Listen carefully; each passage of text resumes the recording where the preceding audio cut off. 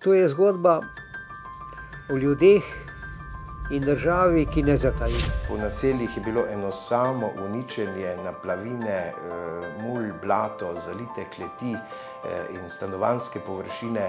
Skratka, kaj ne rečem, popolna katastrofa. Delovalo je, kot da je zadnji dan. Prva je bila misel, ali so pač otroci na varnem. Za moment nisem videl, kaj naj naredim. Ja, takrat je bilo res zelo težko, hudo. 3 ure je trajalo, da je ta voda prišla do semle, to je bilo okoli 11. ure. To pač nikoli ne boš pozabil. Jaz mislim, da smo bili takrat pravzaprav objokani kar vsi. Ko je drla voda, je vsak vedel, kaj mora narediti, zaščititi svoje premoženje. Ne bom pa pozabil tistih prestrašenih obrazov, ko smo hodili po vreče peska za nasipe. Tiste vreče so pomagale, kot že rečeno, samo prve 10 minut, ko je pa voda narasla, je pa čez to višino je pa tako vse podrlo. Sočutje, ki se v takih trenutkih zgodi, ne pozna političnih barv, ne pozna prepričanj. Vemo, da si moramo pomagati in mislim, da je v tistem času Slovenija res pokazala izjemno solidarnost. Predvsem jaz mislim, da imamo Slovenci eno veliko posebnost, kar se kaže tudi v športnikih, in to je srčnost. In to je srčnost in da ne odnehaš in se boriš tudi, ko je težko.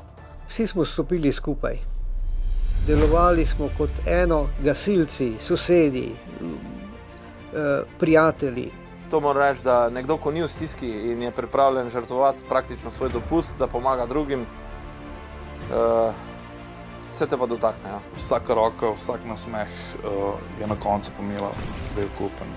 Ja, ponosen sem na svoj kraj in na svojo državo. Res je treba izpostaviti srčnost predsednika vlade, da nikogar ni pustil na cedilu. Videl sem, da ga je stvar resnično prizadela, da se ga je dotaknila in tudi tista pomoč, ki je bila v prvih dneh obljubljena, vem, da je bila iz srca. Dobil sem razumevanje, da v stiski pa le nismo sami. Mislim, da smo vsi poplavljenci, jaz neizmerno, smo lahko ponosni na vlado, kako je odreagirala. Sploh nimam občutka nikoli, da ne bi država bila vključena v to, ker brez države pač ne bi. Vsak zmožen kolikor toliko realnega pogleda na stvari si po to lahko, če tudi zares potihem, ker pač noče pohvaliti te vlade, vendarle moral priznati.